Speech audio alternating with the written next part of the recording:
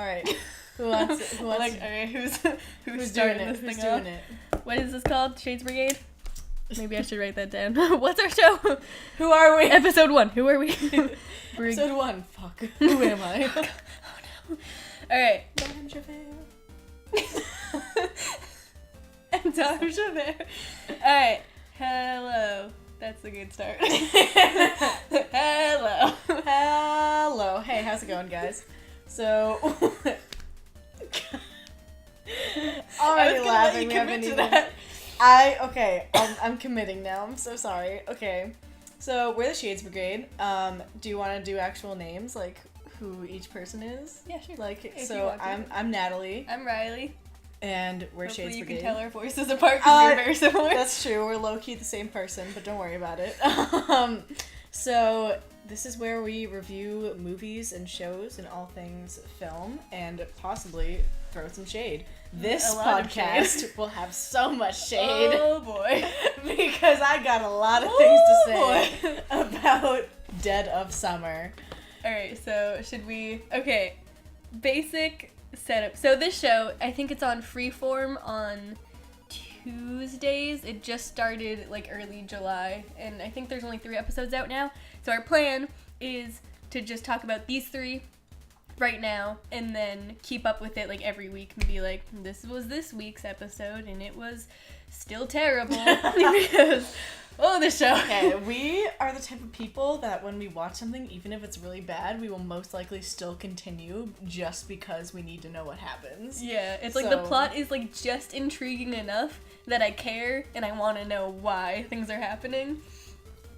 Do you want to like introduce anything about the podcast itself? Like, I guess I mean, we're doing it. So, like, basically this is going to be like film and TV, so like we'll keep up with shows that are out that we're interested in and talk about those like weekly, and then if there's like gaps or things or like an episode that we didn't have a lot to say, so we're gonna like lump it together with another one, we can talk about movies and stuff. And yeah, so we'll probably review some movies that we've watched on Netflix that aren't even that recent, but we've seen recently, because that's what we do with our free time. We watch Netflix movies. We dig into the depths of Netflix to try and find a movie to watch. We find and some boy, gems. what do we find? Some gems. Okay, so, Dead of Summer. And I know I also die in the summer, so I relate to this already. Dying in the summer. So it's set in the late 1980s, and boy, does it give you that 80s feel like right away. Oh yeah, the music is incredible. The music, the outfits, the feel. Like, I wouldn't have been surprised if it said it was like filmed in the 80s. Like, it was filmed this like recently. It just the cameras came out. are high quality, but like just everything about it is very 80s. Very 80s, and then it also switches back to 1800s-ish, very long time ago. Yeah. So something like that. we have our main character, Amy, the plainest of Janes, and she is going to Camp Stillwater, and she's going to be a camp counselor there, along with a bunch of other people. But first episode wastes no time. Oh yeah, episode 1. Credits have not rolled yet.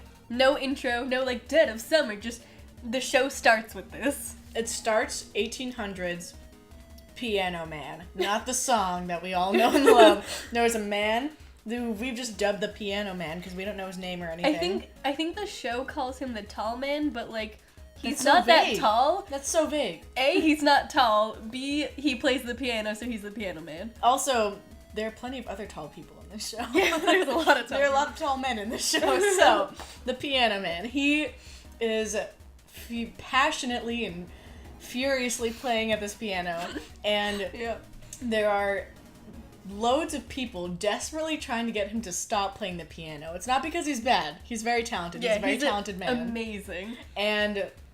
But they all are trying to get him to stop, and there's a lake nearby where we see a shit ton of dead bodies. So, we can assume they're connected. Probably by the fact that there is a skull key on this piano. Like, one of the keys has, like, a skull carved into it, and every time he, like, presses, and they're like, no, stop. So we're assuming he kills people with his piano skills. Yeah, that's our theory right now.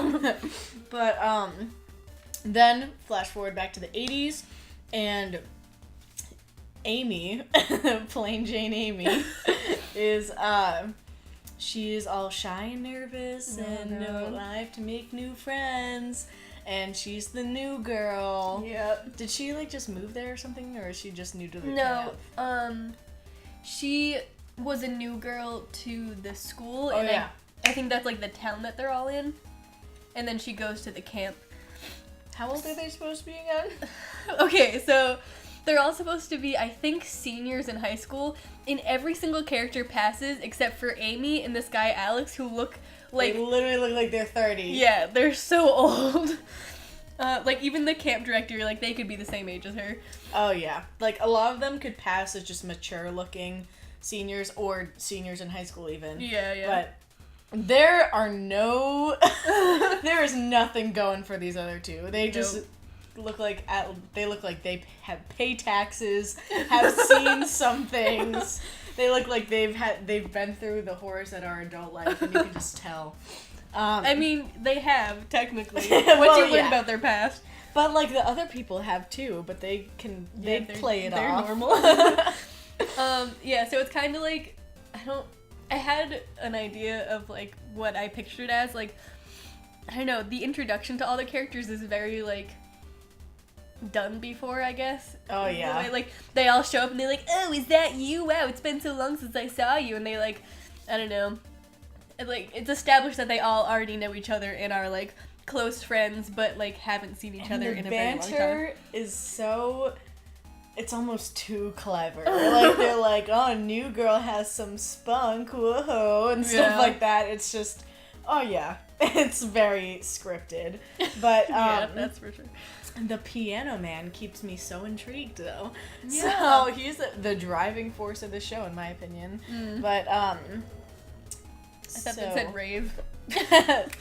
Okay, so there's this one character that we have labeled as the fave, because we have a little character cheat sheet, which we would recommend. We only know 2 characters' names that are our favorites, and that is all. Do you want to talk about, like, the others first? The others, yeah. So, one of the first guys we meet is Joel, and he is camera freaky. Oh god, no, my phone just went off. Sorry, where'd it go? I was just spit my water out. Stop. I don't know where my camera freaky. Isn't it right there? Oh, you're right. Joel. Yeah. So Joel is camera freaky. He is literally married to his camera. He's always filming everything, and I feel like if they made it like a Blair Witch Project type show where it's like POV, it would work because he never is not filming. Like, he always has it with him. Yeah, and they do switch to his camera view sometimes, but what he does is he films almost everything, and then they, like, watch it back sometimes together. Yeah. And, like, on the big screen, they all watch it back, and like, look at all the fun times we had. But then freaky shit happens that he sees through his camera lens, and then he just ignores it. Yeah, he'll see, like, faces or, like, figures, like, standing around, like, above all of them that he knows weren't there when he was filming it. And, like, he'll stare at it for a really long time, and someone will be like, hey, what are you looking at? He's like, oh, nothing. It's like, if you show them, if you're like, this is what I'm looking at, this weird face, they'll see it, they'll believe you. Yeah, no. They're not gonna be like, oh, you, like, did something weird with the camera. Like, no. They'll be like, yeah, that's proof. There's a weird thing going on. Like, I think it was they were all, like, at a dock. He was filming. He saw, like, another face or person by the dock. And he, like, looks up, sees that he can't see it with his own eyes, looks back to the camera, it's there. He's just like, nah. Yeah, turns it off. He's like freaked out, but just doesn't do anything. That's the thing that really frustrates me about every single character except for our favorite, is that really obviously weird things will happen. Like, they found a dissected deer that, like, clearly an animal wouldn't do. Like, but it was all literally, just, like, sliced perfectly in half, heart removed, like, it was... Yeah, like, really surgically done. Like, if this was a show about aliens, it would be there. And the camp counselor, the director, rather, her name's Deb, she's like, oh, it was probably just a hunter, and they're all like, don't think a hunter would do that, and she's like, don't worry about it, and then they all just, like, brush it off. Like, a lot of really, really, weird things happen. I keep saying, like, I don't know, weird accent keeps coming out. I'm like, what is happening? And no one cares. Like, no one reacts to anything. I'm like, if I was there, I would be freaking out. And I'd be like, does anyone else see this? Is anyone else, like, does no one understand that this is really messed up? Which is why I love Drew so much, because he's the only one that's like, this is messed up. Like, does no one see that this is messed up? I'm like, you're the one that represents the audience in the show, because no one else is believable. We will get to Drew soon. Yes, He is, I have so much to say. He is the logic, reason, and the only one who is smart in this entire series. So then there's, so Joel is the camera dude, and he, God knows why, but he and the camp director, Deb, who is much older. Yeah, like, she's like 30s, mid-30s. He's like 18, maybe 17. And, he is not hiding how much he's coming on to her. And, like... He stands outside her window filming her, like, in her cabin, and then she sees him and is like... And she's like, oh, you. Like, what? Yeah. And then, okay, and then they were, like, picking out films for a movie night, and he suggested a movie, and Deb said, I'm not sure the kids are ready for that kind of movie. And he was like, the one with the younger man and the older woman or something. Like, he suggested, like, 3 movies, and they all had that plot of, like, a young kid, like, getting with an older woman, and she's like, that's not appropriate for children. He's like, oh, blah, blah, blah. Like, it's just, No, and the thing is, she's not even that, like, she's not even pushing him off that hard. She's, she's kind of feeling it, too. Yeah, Like, yeah. she's not, obviously, she's like, you need to leave me alone and stuff like that. She's not, like, actively But they still have, like, all these moments where she's like, Plus, I know in a commercial, there's a part where they're both in the woods, and she's like, shut up and kiss me, and I'm like, no. But at the same time, because, like, it was just revealed, we're talking about things that we are not explaining yet, that she has the mask. I feel like at first I was like, oh, if she gets close to him, he'll be safe. If he gets close to her. Did that make sense? Yeah, he'll be safe. But now I'm thinking she's probably just gonna use him for something. Like, she's gonna seduce him into the woods and then, like, sacrifice him. That's what I was thinking. I was thinking more along the evil lines. Yeah, but yeah, so definitely. we're getting ahead of ourselves. We'll talk about that in a second. Okay, and so that's what's happening with those two. And then there is the douche canoe Alex. Who will only be referred to as the douche canoe, because that is what he is. Oh man, prime class douche canoe. Okay. Alex is from Russia, and because this is like late 80s, early 90s, my history's off, but I know there's like a lot of conflict. I'm pretty sure that is this around Cold War? Red Scare, right? Yeah, I think so. So everyone's like, commies! Yeah, so everyone in the show is like really like, nah, communist, so those darn commies. those commies. So he's in Russia, and he's like a tiny little baby boy. He's a little bean, and his parents are like, come on, it's time to go to America. And he's like, okay. They're like, go say goodbye to your grandfather. So he just, first of all, it's really weird, because he just walks over and is like, bye, and then leaves. And like, give him a hug, dude. But they're leaving his grandfather behind in Russia, because he's too old to travel. And he doesn't even give him a pat on the shoulder goodbye. He just walks over and he's like, goodbye. Yeah. So then the grandfather like grabs him and he hands him a knife and he's like, if you want something in this world, you gotta take it. And he's like, all right. So then he goes to America, and him and his dad work at this laundromat. Well, his dad does. He's just a child, so he's with him. And the boss is like really rude to the dad, and he like blames stuff on him, and they like really treat him badly, and they always call him a commie, and they're like, oh, they're like so dumb, like these stupid super, Russians. Like xenophobic and stuff. Yeah. And so that happens, and his dad ends up dying. Like, Alex, you can't really trust anything he says, because everything that he does is revealed to be like some sort of douchey thing to make people like him. Like, everything all he like does some sort of ruse. Yeah, like, it's all manipulation. So we can't confirm or deny whether this is actually true or not. Yeah, but he says that his dad died because he had a weak heart. We don't know if he's actually dead, or if it was because he had a weak heart, or if Alex killed him. Yeah, like, who knows? Because they all have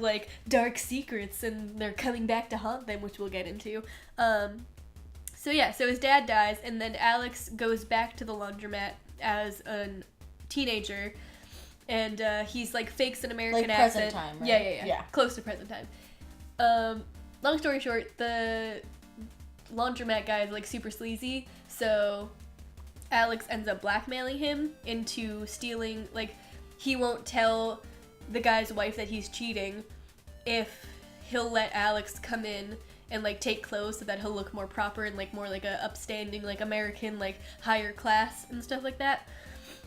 So that's his background of blackmail and grandfathers, and he's like, oh yeah, if you need something in this world, you gotta take it, like nothing will be handed to you. So that's kind of his motto. So he is very manipulative, very douchey, no redeeming qualities. He's super cunning, like everything. Yeah. He like knows how to play people, Oh, yeah. and I swear everything he does is part of some bigger plan to benefit him in some way. And also, he dresses like a preppy piece of garbage. Yeah, like cardigan tied around his shoulders. Oh yeah, like you see him like cutting tags off of clothes that he stole from the laundromat, all just because he wants to look preppy. But oh boy, so that's Alex, and Alex and Amy kind of have a romantic tension thing going on. Another thing that frustrates me. Another thing that's so frustrating is that like every character towards Alex, he'll do something really terrible and talk slower. And they're all like, wow, Alex, you're really terrible. But then he'll be like, but look, I gave this kid a stick. And they're like, wow, what a saint. Sent straight from God. Like, well, this heavenly angel. Everything he has ever done wrong is now suddenly forgiven. Yeah, like, they'll be like, wow, such a great guy. And then he'll like say something really douchey again. And they're like, oh, I don't really like you. And then he'll be like, but wait, this other semi-decent thing that is just like common sense, a nice thing to do. And they're like, redeemed. Do you remember what it is that he did with Amy? Like, okay, he like that made her not want to go on the date thing with him. What was it that they found when out they that first he did? met?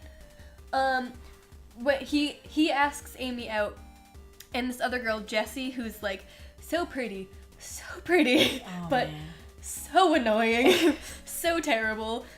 She basically like is one of those characters that was really like typically ugly, like she had braces that made her ugly and stuff like that, and then like went to high school, got super hot, and everyone's like, wow, I want to date you, so she gets like annoyed if people don't like her. Anyways, when Alex asks her out, Jessie goes up to Amy and is like, hey, just so you know, he's like not a good person, like he might seem nice, but he'll do anything he wants, like anything he can to get ahead. And she's like, oh, I don't know. But then she goes on the date and she's like, I want to see if I feel like he did something. I think it was wasn't it after the the candy date. bar that made her want to go on the date with him? I think so. Yeah, so what he came up to her when she was doing a ring toss, and that little Russian kid was like running around the woods. Okay, okay. So there's this little boy at the camp. Oh, yeah. There's this little boy at the camp who's Russian, and you'd think maybe, just maybe, Alex would be like on the down low, like, hey, everyone bullies him for being Russian and being a commie and whatnot, but like, you think maybe he'd be like, hey kid, it's okay, I understand. He wouldn't even have to tell him that he's like, I'm a Russian immigrant too. Maybe he could even just say like, don't listen to them. Yeah. You're beautiful the way you are. You beautiful little Russian boy. You beautiful Russian child. But instead, he's like, everyone thinks I'm a commie, even though that's a lie. So like, there's the little Russian kid getting bullied, and Amy's there, and Alex is like, commie. Yeah, he like says something really rude. He's like, oh, stupid kid, like he has to make up friends, like he can't make them on his own. Like, oh, she's like, oh, it's so sad that he has to like make up friends because no one will talk to him. He's like, oh, he needs to have a more American sounding name. Like, obviously, if your name's like, whatever his name is, I'm sorry, I don't remember. It's like something semi-Russian sounding but not hard at all to pronounce, like Nicola or something like that. Yeah. He's like, obviously you're gonna get beat up, and she's like, wow, that's like really mean, like give the kid a break. And he's like, oh, didn't know you were such a commie sympathizer. So she's like, wow, you're a douchebag. And she like doesn't want to talk to him. Yeah, and so all that happens, and then literally he like, some little kid comes over and is like, I'm scared, I had a nightmare, Like, I miss my family, I want to go home. And Alex is like, you have so many friends here here, I will walk you back to our cabin. And he's like, yeah, you're gonna have a great time. He's like, you promise? And he's like, I promise. Here, take my hand. And then they walk back, and Amy's like, wow, what a beautiful person. And then you find out Alex promised this kid 2 candy bars to do that in front of Amy, so that she thinks he's a good person. And so then she's like, okay, I'll go on a date with him. Literally, he plays piano, and she's like, wow, redeemed. Like, what a saint. Like, oh, because he can play piano, now suddenly it's like, what a good person. Yeah. Like, suddenly so attractive. Alright, then there's Jessie. Who, yeah, she is so gorgeous, and I want her to be a good character, but she's not a bad character. She's good. She's just a bad to the people person. she likes. Yeah. But to specifically Amy, she's like, I want to wreck your life. Yeah. So she was kind of annoying because there's this one character who's gay, and they're like, oh, I wonder if that character's gay, and she's like, obviously he is because he hasn't hit on me yet. Yeah. It's like, all right, Jessie. Like, chill.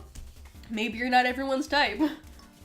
She just seems to kind of be all up on everyone's grill. It's like she's jealous of everyone. Yeah. Like, it's kind of like she wants to know everything about everyone so that, like, she can use it against them or something like that. Like, she wants to be able to use everything against other people, but doesn't want them to have anything on her.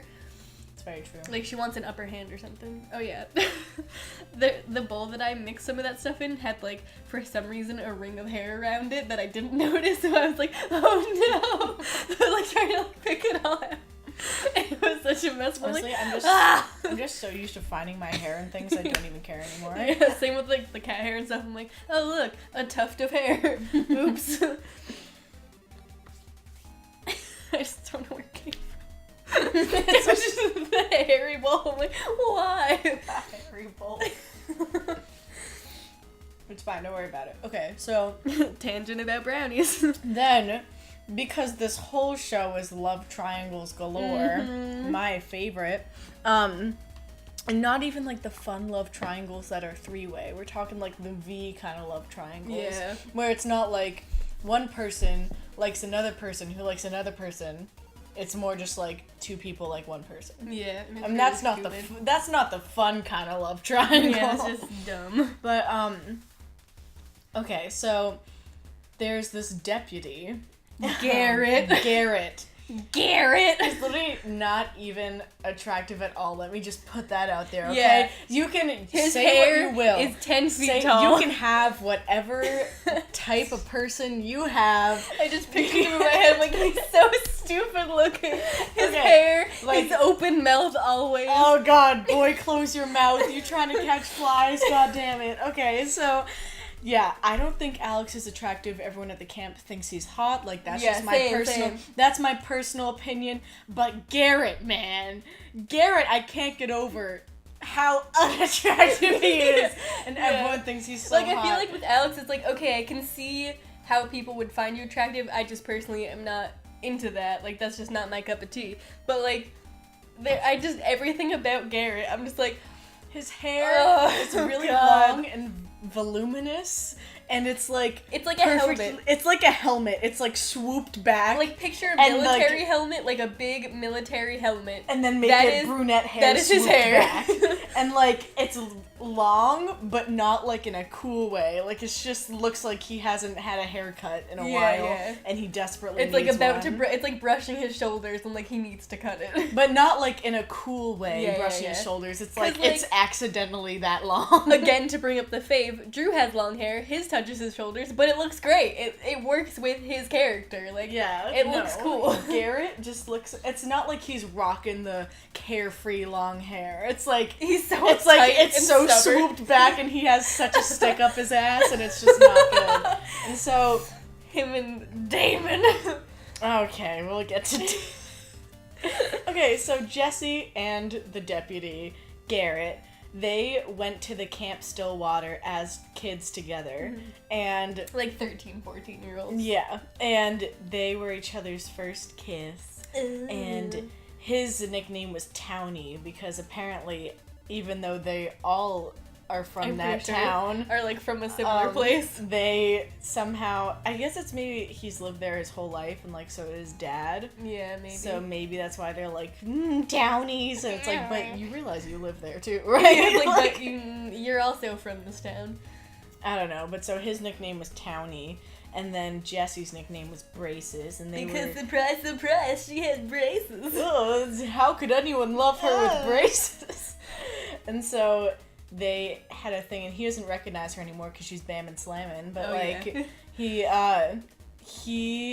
is for some reason attracted to Amy. Like right off the bat, he sees her and he's like, hard eyes. Yeah, and so they start being like, oh, romantic tension.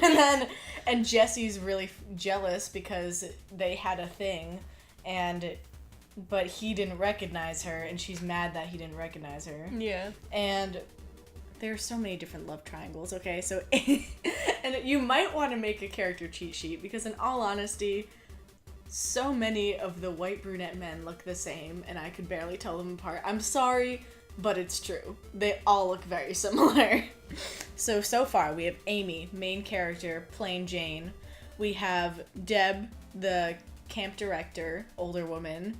Joel, the guy who's always filming everything and is coming on to Deb. We have Alex, who is from Russia and is 100% douche canoe. And we have Jessie, who's really pretty but really annoying. And we have the deputy, Garrett, who is... just a fucking nerd. I hate him. He's so... Literally, he has no reason to, like, connect things. He's literally just always freaking out about everything. Is this about Damon?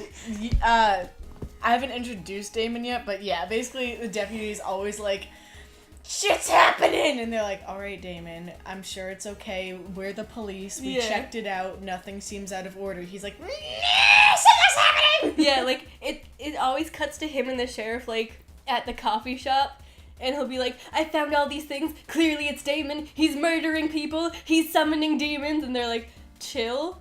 Nothing's happening. We went and found him, and he was just, like, sitting in the woods with his friends having a time.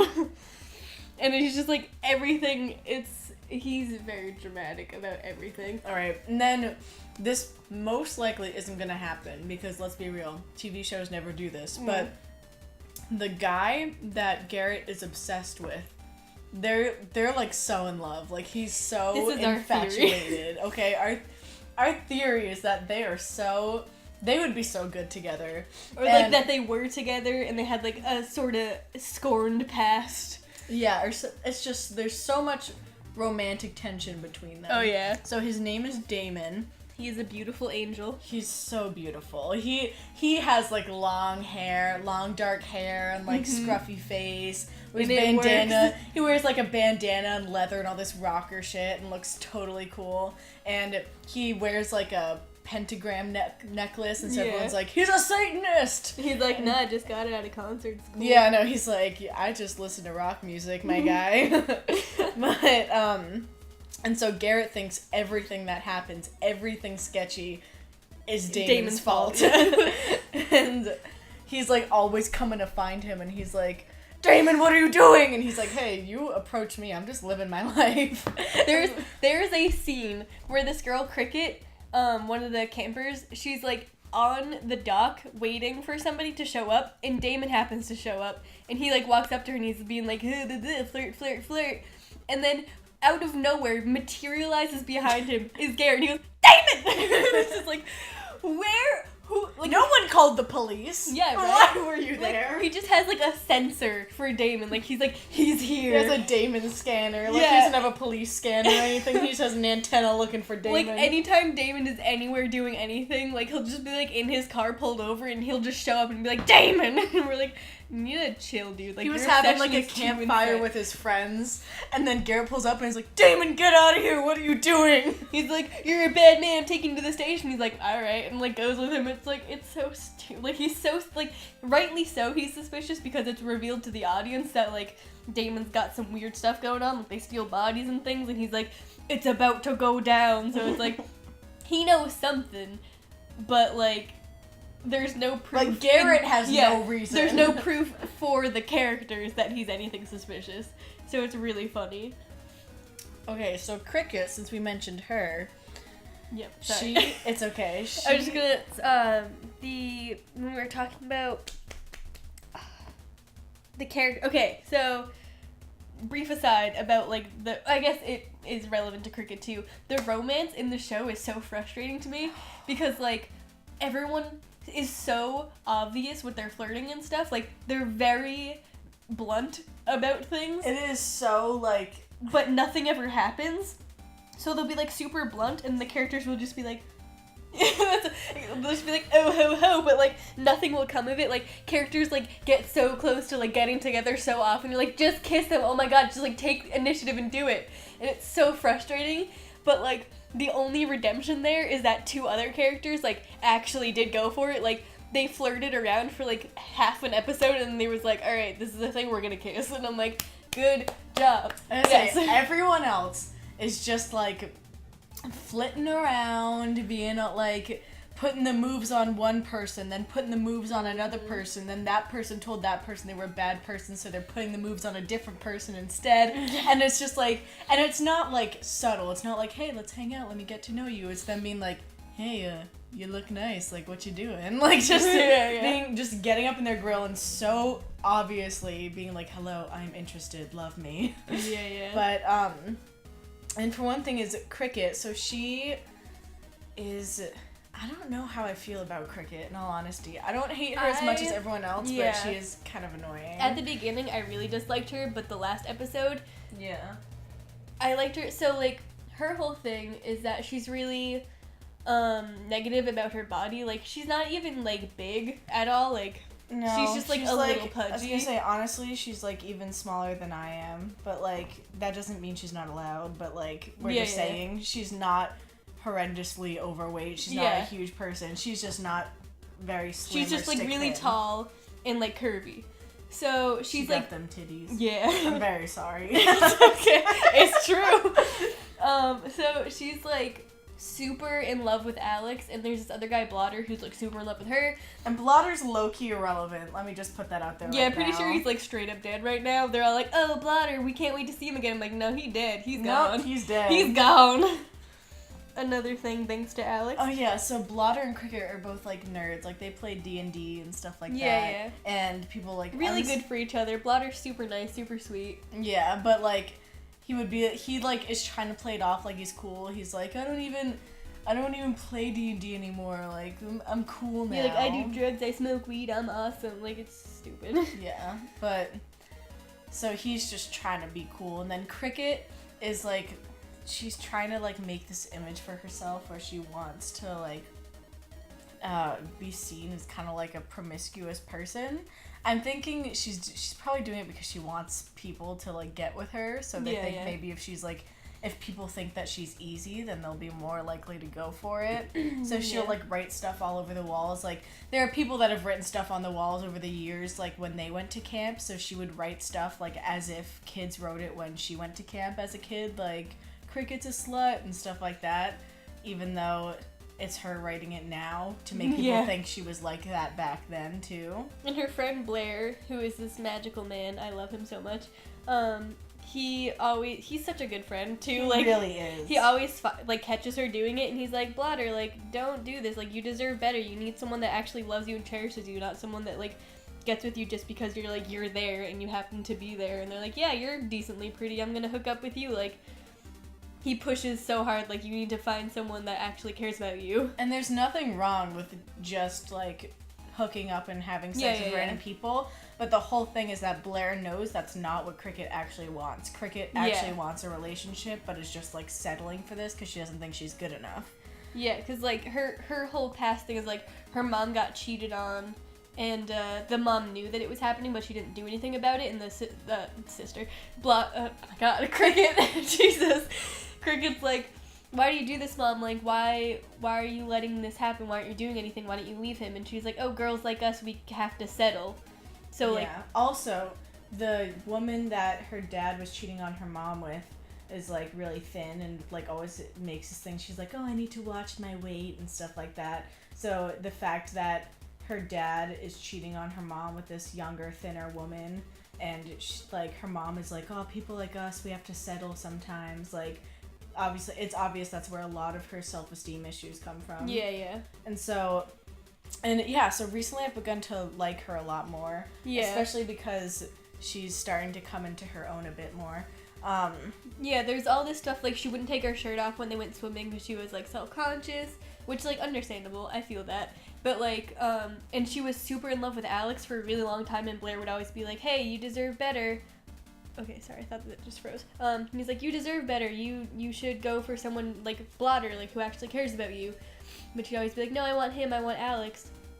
And then because Amy is like, I don't like you anymore, Alex, you're a douchebag, he's like, well, guess I'll settle for Cricket because she happens to be here. So they, like, start to hook up, but then Cricket, like, thinks of all these things and she's like, you know what, no, I deserve better. So then she gets up and leaves, and then, like, the next scene is, like, her going to the beach in her bikini, like, rocking that bikini. She looks so and everyone's good. like, oh dang, like, oh, hottie with a body. Literally everyone's like, damn. Yeah. And she's like, I know. And it's great. And then the really stupid graphics. Yeah, but okay, shut up. Okay, but so that's good. That's why I like her now. At first I didn't because she was so, like, annoying and overly desperate for Alex. I'm like, you deserve better, but now she's like, I deserve better. I'm like, yes, Cricket. Yeah, there's this whole thing that Blair keeps saying to her where he's like, you want someone who will do nice things for you, who will, like, make you a mixtape and all these things. Yeah, like, you want a mixtape. And she was like, no, I don't. I just want to have sex with random people. It's fine. But so then her and Alex actually start to, like, hook up. And then Alex and Blotter were, like, in the same cabin together, and they're in Alex's cabin. So Blotter's stuff is still there, and this mixtape with Cricket's name on it falls out. And while they're hooking up, and she's like, oh my god, you made this for me? And he's like, no, Blotter did. He left all his shit here. And so then that's kind of when she realizes, like, not only was Blotter, like, a really nice person, she totally should have been after him, but, like, she more realizes that's what she wants, and she didn't want to just hook up with someone who didn't care about her. Yeah. And that's when she realizes she deserves better, and she's like, I'm not doing this later. And yeah, what happened with Blotter, that he's, like, irrelevant and probably dead. So yeah, another evidence of Alex being terrible. Yeah, so he, like, buys weed off of Damon, the beautiful long-haired rocker guy, and so he, like, buys weed off of him. I'm still not exactly sure why, because his whole thing is he says that he smokes weed, but he actually, like, doesn't even inhale. I think it's, like, that's the cool thing right now. Like, I know Alex smokes, and I know Cricket smokes, and, like, when they were at the campfire in episode 1, a lot of them were smoking weed and, like, passing it around, so I think he's like, this is the cool thing, if I don't do it, they'll think I'm a nerd, so then he, like, pretends to. And I think the reason, like, he bought it and then he went to Cricket and was like, hey, got some new weed, want to go smoke? So I think it's just kind of a way to impress Cricket. Okay, so he, like, buys weed off of Damon, but he doesn't even, like, actually smoke, and because Damon's a nice drug dealer, he, like, threw in some LSD. And was like, like you do, just a little present, and so he was like, Alex saw the LSD and was like, yo, what? Yeah. You do hard drugs? And he was like, no, but my drug dealer just kind of threw it in as a little Easter egg. So, you know, why not? Yeah, but so he wasn't planning on actually doing the LSD or anything. It's just, like, in his bag. And then Alex and... what did they do again? So the little Russian kid from before that, like, kept seeing the tall man, the piano guy, in the woods, he's, like, having a freak out, and he always runs away. Like, anytime the groups go to do anything, he just, like, wanders into the woods alone. And Deb, the director, gets super mad at Alex and Blotter because they're supposed to be watching the kids and keeping track of them. So she's like, why do you keep losing this boy in the woods? And when Alex goes on his date with Amy, the kid runs away again, and, like, Blotter was in charge of the whole cabin, which, like, is unrealistic for him to take care of. So the director gets so mad at them, like, she is furious with them, like, you've lost him, like, 3 times now, one of you is gonna pay for this. So Alex is hit with the threat of, like, you might be kicked out of camp, and then he'll, like, lose his chance with Amy and, like, getting ahead and being this image that he wants to be. So he's like, oh, if you want something in life, you gotta take it. So then he goes and... he doses Blotter with LSD. And so Blotter's mad tripping. Oh, yeah. In the woods. And so they all call Deb and they're like, Deb, Blotter's mad tripping. Yeah. And so then she's like, what the fuck, you're doing hard drugs while you're supposed to be taking care of kids at a camp? So then she's like, get rid of your stuff in the morning, later. And so he gets kicked out, and as they're all saying goodbyes, Alex tries to play it off, and he's like, I'm gonna miss you, buddy. And he's like, are you joking? Like, you dosed me. And he's like, like, he doesn't say he didn't, but he just leaves it. And so Blotter gets kicked out of camp, which is why he's, like, kind of irrelevant now. And then he sees the Piano Man. The Piano Man very dramatically points at him. Oh, yeah, it's very magical. And so that's why we're just assuming he probably is dead. Yeah. One thing, though, that, like, we were talking about this earlier, but I did want to bring it up, is, like, Alex's possible redemption story is, like, because of where he is right now, like, at the end of episode 3, Amy rejected him because she's like, wow, you're a really big douche, and, like, what's her name? Cricket rejected him because she's like, I deserve better, and the whole camp, like, all the rest of the counselors are like, you're really awful because Blotter exposed him to the whole group, so, like, they all know how terrible he is. And, so right now he's in the perfect position to go one of two ways, which is either from this episode onwards they're going to build him up to a redemption story where he realizes, wow, everyone hates me right now, I've done a lot of terrible things, I need to become a better person so that this doesn't keep happening. Or he's going to go full villain. Yeah, like, if you want something in life you gotta take it, and he's going to, like, wreck the camp. So I kind of hope it's the second one. Like, I really want him. I am a sucker for villains with good stories, and I want him to go full evil. Yeah. And also, they're way too easy with redemption in this TV series. Like I said, literally, he's like, look, Amy, I can play piano. And she's like, wow, he's a good person. Yeah. I was wrong. Like, yeah. So. Or, like, he'll just bring up, like, sob stories all the time. Like, he'll say something kind of weird, and she's like, I don't know. And he's like, my dad's dead. And she's like, oh, I feel bad for you. He's not a bad person. His dad's just dead. Like, what? Yeah. Also, if they do a redemption thing, I think it's going to be unbelievable. It's going to be the most small thing that just any decent human being would do, and when they're all in trouble, and then they're like, wow, you know what? Alex is actually really great. Let's all be friends with him again. Like, I don't think they'd actually do something really great. But I feel like even if they tried to give him one, I feel like, me personally, I wouldn't believe it. Like, there's no glimmer of hope for him. Like, everything he does, even if it's, like, kind of good, is revealed to be, like, a manipulation tactic of, like, bribing somebody or doing something like that. So it's like, he never does anything truly good. So I feel like if they tried to redeem him, I'd be like, that's like that is, what's the word I'm looking for? Unrealistic, I guess. Like, it wouldn't happen with him. Like, he's not that type of character. It's like, Riley mentioned this earlier, but in the show Orphan Black, they did a really good redemption story with the character Paul. Yeah. And the reason is, like, he's always been kind of blurring the lines between whether he's a good or a bad person or whose side he's actually on. And then in the third season, basically everything he's doing seems like he's against the main character, Sarah. Very similar to Alex, like, very similar characters. Of, like, everything he does is terrible, and you're like, what a douche! Yes. But then they build him up a redemption story, and it's actually believable because despite all the shitty things he's done, this whole time, he's still, no matter whose side he's been acting on, he's still been doing little things to help Sarah, the main character. And so, like, it's shown that it's technically always been in his best interest of, like, trying to help Sarah and keep her safe and do things for her that he thinks are best for her, even though he's still doing all these shitty things. So that made when he finally, like, went to their side and tried to fix everything and saved her life, it made sense because this whole time he's shown that no matter what he's doing, he does still care about her.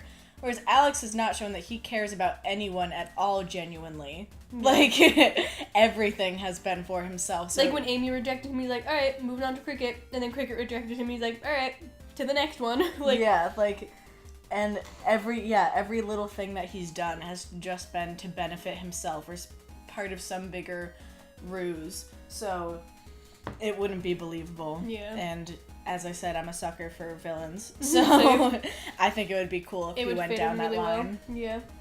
And then we can do predictions. Okay, so Drew! So before we get into predictions and talking about like plot and stuff, to wrap this up, we need to just take 10 years. We just need to take a big long moment to talk about the unproblematic fave, Drew and Blair. Drew, first of all, Drew is such a cutie. That just adds to right it. After but that. Okay. The second Drew showed up on the show, like he missed the bus and just like walked over and was like, I missed the bus, and they're like, oh, that's okay. No smoking though. So then he just like rolls his eyes and drops it and like walks over, and he like ignores everybody and listens to music all the time. Like, this guy is my absolute favorite. Like, he is me. He is me. Also, he's the only reasonable one. Like, when crazy shit happens, he like always he has this look on his face like, what the fuck? Why is no one like, does freaking no out one about see this? this? Like, what? Does no one understand? Like, this is really messed up. He's the only one that has like real Rational reactions thoughts. to things and doesn't just ignore the crazy shit that happens. And also, he's like always listening to music, and he has this long hair that's like always half over his face, and he's always just kind of brooding. Yeah, and like ignores everybody. And then great. Blair has his eyes on Drew, and rightfully so.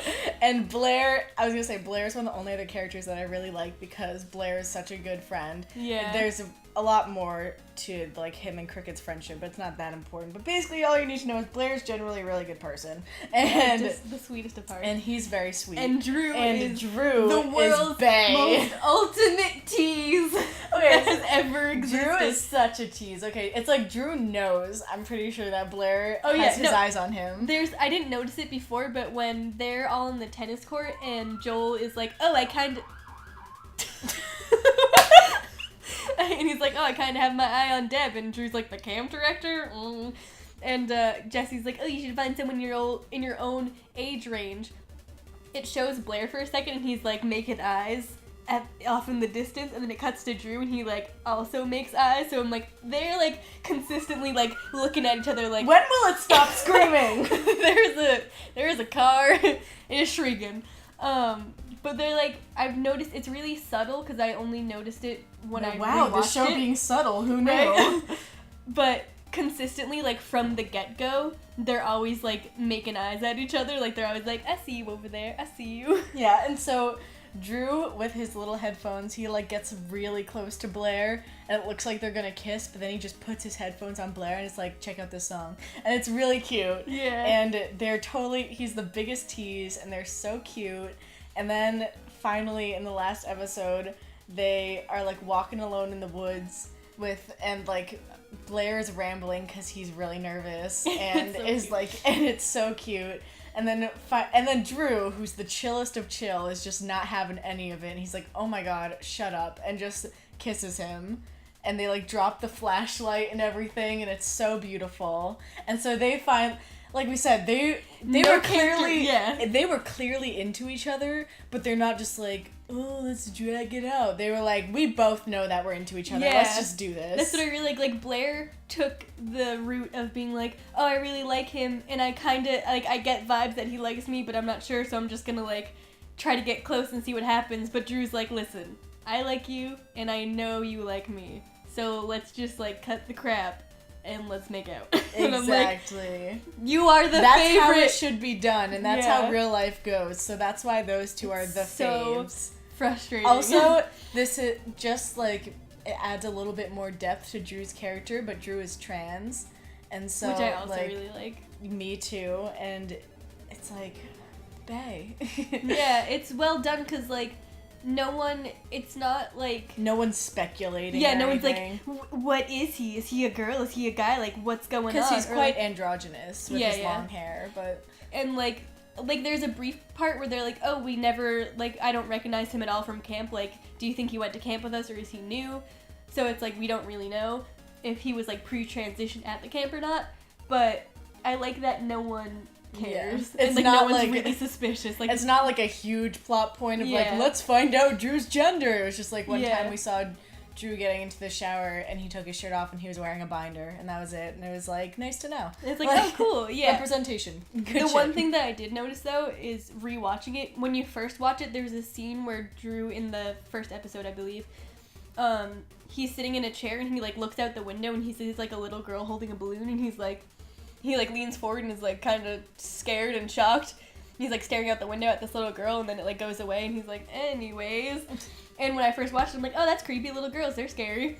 And I didn't really think anything of it, but watching it again, knowing that he was trans, I'm like, oh, they nodded at it. Okay. So there's that. Another thing, like a little side tidbit, is like, I was looking up details about Drew because that's what I do when I have a favorite character. I'm like, time to find out everything. The writers of the show have a friend that I think transitioned recently. So they're like using that person as like a reference for Drew. So they're like, we want to write him really respectfully and like use actual trans people's stories and like what they actually go through. And they're like, they tried to find trans actors to play the role, but they didn't want to force them to do pre-transition scenes because they're like, that's going to be a big part of it. So they asked everyone if they were comfortable with it, but a lot of them weren't. So then they went with an actress instead who isn't trans because they're like, we don't want to make anyone uncomfortable by like forcing them to go back to their pre-transition. It's like in Orange is the New Black, how for pre-transition scenes they used Laverne Cox's brother. Oh, nice. So like, yeah, that's a good, because Laverne Cox has a twin brother. So that's useful. I remember it was like when they were hiring Laverne Cox, they were like, but we have pre-trans scenes that we want them to do, and she's like, I got a brother. You're like, sweet. Yeah, but no, that's good to know, because I was gonna say, it's like kind of annoying when people don't have trans actors do trans roles, but like that's good to know that they did try, but it's true, a lot of people aren't comfortable with that. Because that's what I wanted to know too. I'm like, why did they go with an actress instead? But then I'm glad that they were like, yeah, we tried, but like we didn't want to make people uncomfortable. And like, I respect that. I still wish you like found someone trans and then used like an actress to play the pre-transition stuff, but like I'm glad that they're still keeping trans people's well-being in mind. Yeah. So that's good. All right, theories? Yeah, so to wrap this up, we're going to talk about our predictions and stuff. So we already predicted what we thought was going to happen with Alex, the two paths. Yeah, the redemption story. Two predictions that I have about Damon is that, one is that he knows about the Piano Man, and him and his group are, like, sacrificing people to them to, like, I don't know, save their own skins, I guess. Or, like, keep the town, like, satisfied or something. My other thing is, like, similar, but he was actually one of those people from the 1800s, and he and the Piano Man teamed up to give him eternal life, while also keeping the town, like, fed with bodies and stuff like that. Because I know Garrett found... Oh my god, my body is rejecting me. Garrett found a journal that was from, like, the 1800s, and it had, like, a bunch of stuff in it. But it was, like, Damon's journal. So he's like, why does he have all this weird writing? I'm like, maybe he just found it. But I'm like, or maybe he's the guy. And the Piano Man's like, hey, I'll give you eternal life if you help me. And he was like, all right, I'm kind of selfish. I'll do it. I was actually thinking maybe he's, like, related to the Piano Man. Oh, maybe. Like, maybe he's a descendant or something. Yeah, he definitely knows what's going on. Yeah, because just a little short to the side is... Cricket and some other people have been like seeing people in the woods with these weird masks, and but since no one pays attention to anything in this series, they just brush it off. But then it's shown that Deb, the camp director, has one of the masks in her house and like in her closet, and then Damon has he like puts on a mask and is a part of that group. So there's something going on with that group. Definitely like some sort of cult. Yeah, because knows about the Piano Man. They were doing shit with a heart, so like they like the deer heart that was missing. So they're definitely doing some sort of sacrificial, is that a word? Yeah. Shit, and so there's something up with them, but we're not sure what it is. Yeah. And I am kind of getting the vibe that they might not actually be bad. They might just be like doing something that they have to do. Like maybe if they don't do sacrifices to the spirits or something, then all shit's gonna go to hell. Because it wouldn't make sense, because in the flashback, everyone was dead. Like, everyone was dead. So it wouldn't make sense that they would want that to happen again, unless, again, like, if it was, like, an Eternal Life thing, the group that stopped him is the group that's still there right now, and it's, like, the same people. I don't know if there was a girl in their group or not, but, like, it could be that group that stopped him, and he was like, hey, you'll live forever, but you gotta keep doing this thing all the time so that I don't come back. I don't know. But the thing is, the Piano Man is coming back. Yeah. That's why I think that's why they're starting up again. I was gonna say, so if that's the theory, then it's like, did they stop doing that and then the Piano Man started coming back, or did they continue doing that and he's coming back for a different reason? Yeah, I'm not sure. I think there's a lot of ways it could go. It could be like they're evil, or like they're good and they're trying to stop it, or like they're a part of it. I don't know. I'm interested to see what they will reveal. Me as well, which is why we keep watching the show, even though it's so annoying. Yeah. Like 90% of watching the show is us like rolling our eyes and like screeching at each other, and like being why? upset. But it's intriguing, and I need to know what happens. Yeah. Also, Drew and Blair mean everything to me. Same. I'm like they're the only people I care about. I'm also interested to see, what Deb is gonna do about Joel. Like if I think she's definitely gonna go the evil route, but I'm wondering if she's gonna like protect him if she actually cares, or if she's just gonna use him, which I think she's going to, but I don't know if the show's gonna be like plot twist. I think it's gonna be more of a using thing. Yeah, that's what I think. It doesn't seem like she's actually like falling for him. It just seems like she's more like entertaining his. She's like, oh, I could his do advances. With this. Yeah. And by entertaining his advances, it's more like seeing what she could use to her advantage rather than actually like being in love with him or something. Yeah. What else? I want to know what happened to Blotter. I want to see, like, is he dead? Where he at? Yeah, what happened? I want to know if Margot is relevant. She is Amy's friend who died. She like fell off a roof because Amy was trying to hold on to her, but like the bracelet slipped off her wrist, so she lost her grip. And like the first episode, Amy was haunted by her for a little bit, but it kind of didn't go anywhere. Like nothing happened. They're just like Also Margot's really pretty. Yeah, I want more of her. She's so pretty. I want to see more, but I want to know like if there's anything else. Like I kind of want her to come back. Like I want to know more. Yeah, but she stopped haunting her like immediately. She like very showed up soon, for 2 so scenes, then promptly was gone. So we're not sure if she's gonna be relevant or not anymore. Yeah. The thing is, I'm afraid she's not gonna be, but I want her to be. Yeah. You know, it's that problem of like where you like when you are interested in a bad show, it's hard because there's what you think they're gonna do, but what you actually want to happen is often not what you think they're actually gonna do. I think she's irrelevant, and I'm kind of annoyed that they even put her in. Like, I know they tried to give Amy some sort of a deeper background, and like, I feel like they could have done that just through dialogue, like not being like, my friend died really explicitly, but like, I feel like they could have built that a little bit more subtly instead of being like, here's her friend, she died, it's sad. Anyways, moving on, that's her dark past. So, like, I don't know. The way they revealed stuff, it was the same with Alex. Yeah, that, and then also they, like, introduced Margot to us and then ripped her from us right away. Yeah. So it's not like we had any real attachment to her besides the fact that she was pretty. Like, we could have just saw that she was haunting her and been like, oh, is this, like, an actual, like, ghost thing, like, she's dead? Or is this, like, is there, like, bad blood between them? Like, what happened? But instead they're like, here she is, and she died. Like, I wish they would have not dragged it out, but, like, at least given us a little bit at a time. Yeah. Because I know other shows that do that. They give you, like, snippets of a flashback, and then, like, towards the end, you kind of start to piece it together, and you're like, oh my god!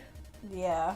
They do things they do kind of throw things at you all at once, very suddenly, and that kind of takes away from some of the depth of the show, in my opinion. Yeah, because, like, for me, I like shows that you kind of figure stuff out. Like, Orphan Black does it really well, where, like, we'll watch it, and then I'll be like, oh my god, this is gonna happen, like, this is it, and then it'll happen, I'm like, oh my god! Like, I like to kind of play detective and, like, figure it out on my own, so when the show just, like, gives it to you, it's really frustrating, because you're like, I wanted to figure this out by myself, like, I wanted to make predictions about Margot, I wanted to make predictions about Damon. It keeps you more invested. Yeah. But, like, I was gonna say, if they had just hinted at Alex, like, not being American, or something like that, then or having him something to do with Russia, it'd be a lot more interesting to try and figure it out than them just being like, by the way, he's from Russia. Yeah. And just showing him his whole backstory all at once. Like, if they had the scene with the kid where he talks to him in Russian for the first time, and the kid's like, you're Russian too, if they only had that scene and none of his past, I'd be like, oh my god, he's also Russian? Yeah. What's this about? It gets you so much more invested, but yeah, they do none of that in this show. No, they just give it, they're like, here's everything.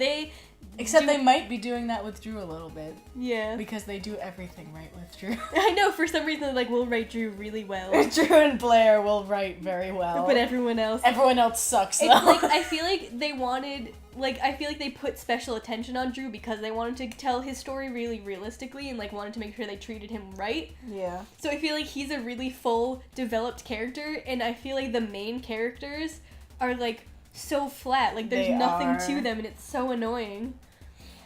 It is very annoying. Like, maybe it'll change, because they kind of have subtle stuff thrown in, so, like, maybe they'll surprise me, but I know you just said, like, they were, the people that are making the show are the same ones that did Once Upon a Time, and I know you said that show went way downhill. Went way downhill, in my opinion. So, now I don't have faith in them.